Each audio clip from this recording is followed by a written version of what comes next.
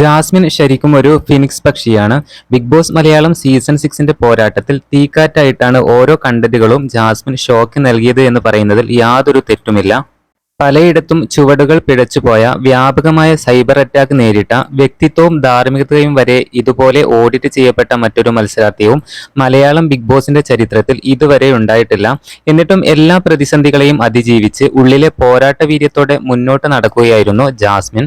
Big ബോസിൽ കയറിയതിനു ശേഷം ഗബ്രിയുമായിട്ടുള്ള ആ ഒരു കൂട്ടുകെട്ടായിരുന്നു ജാസ്മിന് ഇത്രയധികം വിമർശനങ്ങളും വിവാദങ്ങളും ഉണ്ടാക്കാൻ കാരണം.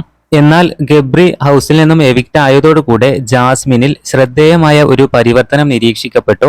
തന്റെ പ്രത്യേകതയെ ഓർത്ത് ജാസ്മിൻ വിലപിച്ചിട്ടില്ലെന്ന് വിമർശകർ വാദിച്ചേക്കാം. അവളുടെ ആരാധകർ വിശ്വസിക്കുന്നത് അത് വീര്യത്തോടെ ഗെയിമിലേക്ക് വീണ്ടും പ്രവേശിക്കാനുള്ള അവളുടെ വഴിയാണ് എന്നാണ്. ദിവസങ്ങൾക്കുള്ളിൽ ജാസ്മിൻ ഒരു ഡൈനാമിക് എന്റർടൈനറായി വീട്ടിലെത്തുകയായിരുന്നു. ഹോട്ടൽ ടാസ്കിനിടയിലുള്ള അവളുടെ റോബോ അവതാരമായാലും സഹതടവുകാരുടെ സ്പോട്ട് ഓൺ ആൾമാറാട്ടമായാലും അവൾ അവളുടെ വൈദഗ്ധ്യം പ്രദർശിപ്പിച്ചു. സിജോ ഉചിതമായി ചൂണ്ടിക്കാണിച്ചിരുന്നു അന്ന്. റസ്മിന്റെ ആക്രമണത്തിന് ശേഷവും അവളുടെ മുഖത്ത് കണ്ണുനീർ ഒഴുകിയിട്ടും ജാസ്മിൻ ടാസ്ക് തുടർന്ന നിമിഷം ആ സീസണിലെ ശ്രദ്ധേയമായ നിമിഷങ്ങളിൽ ഒന്നാണത്.